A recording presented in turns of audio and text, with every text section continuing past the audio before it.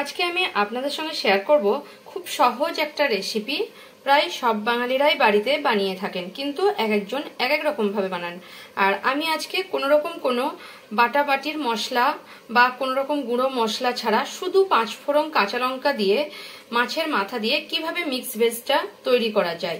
দুর্দান্ত স্বাদের এই মিক্স ভেজটির রেসিপি দেখতে হলে আমার পুরো ভিডিওটা আপনারা লক্ষ্য করবেন, তাহলে দেখতে পাবেন যে আমি কোনো রকম কোনো মশলা ব্যবহার করিনি, গুঁড়ো মশলাও ব্যবহার করিনি, কিন্তু এই অসাধারণ এই রেসিপিটা আপনাদের সঙ্গে শেয়ার করলাম। চলুন তাহলে দেরি না করে দেখে নেওয়া যাক আমার আজকের ভিডিওটি। এই মিক্স ভেজ বানানোর জন্য আমি এখানে নিয়ে নিয়েছি সবকিছু সবজি।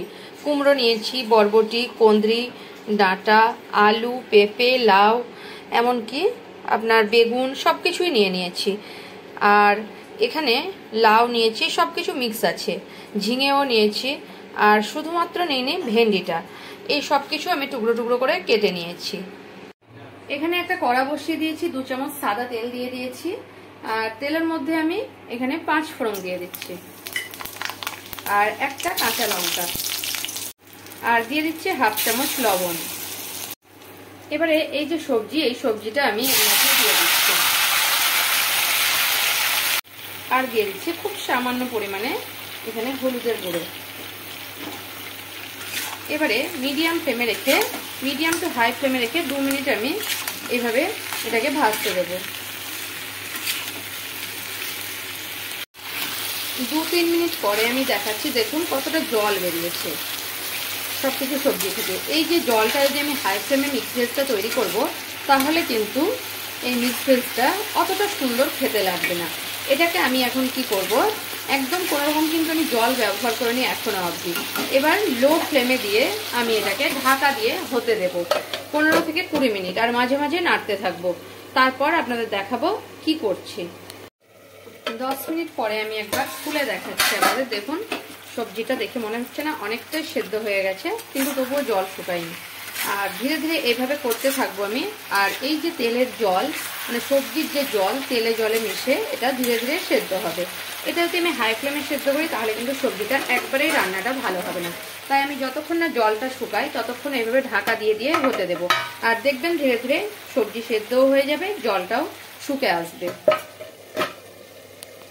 এবারে দেখাই, এখানে একটা মাছের মাথা, আমি এখানে রুই মাছের একটা মাথা আমি ভেজে নিয়েছি নুন হলুদ দিয়ে, সাইডে রেখে নিয়েছি। আপনারা চাইলে কিন্তু সবজি বসানোর আগে মাছের মাথাটা ভেজে রাখতে পারেন, তাড়াতাড়ি হয়ে যাবে। আর এটা আমি আগের থেকেই ভেজে নিয়েছি। এবার আমি 15 থেকে 20 মিনিট পরে দেখাচ্ছি। দেখুন জলটা পুরো শুকে গেছে, একটু তেল যেটা ছিল সেটা বেরিয়ে এসছে। এবারে এর মধ্যে হালকা একটু হলুদ দিয়ে দেবো, যেহেতু আমার হলুদটা কম লাগছে। খুব সামান্য পরিমাণে হলুদ দেবো, খুব বেশি দেবো না। আর কাঁচা লঙ্কা এর মধ্যে দিয়ে দিয়েছিলাম সবজির মধ্যে। এবারে যে মাছের মাথাটা আমি ভেজে রেখেছি, সেই মাছের মাথাটা আমি এর মধ্যে দিয়ে দিচ্ছি। এবারে আমি এভাবে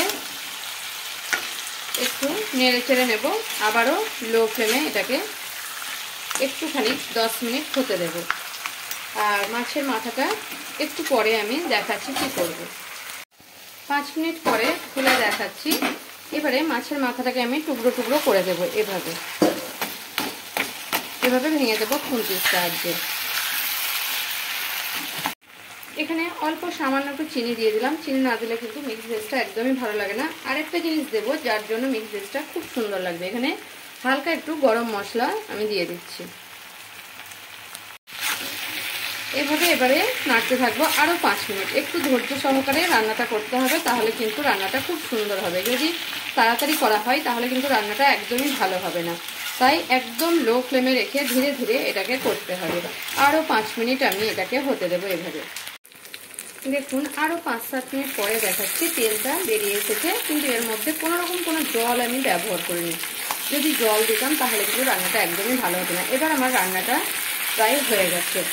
আর এভাবেই আমি একদম লো ফ্লেমে আমার 20 থেকে 25 মিনিট লাগলো এই রান্নাটা কমপ্লিট করার জন্য। আর কোনো রকম মশলা ছাড়াই দেখলেন তো মাছের মাথা দিয়ে সব রকম সবজি দিয়ে কিভাবে মিক্স তরকারিটা রান্না করলাম। আপনাদের যদি আমার ভিডিও ভালো লেগে থাকে তাহলে আমার চ্যানেলকে সাবস্ক্রাইব করার অনুরোধ রইল।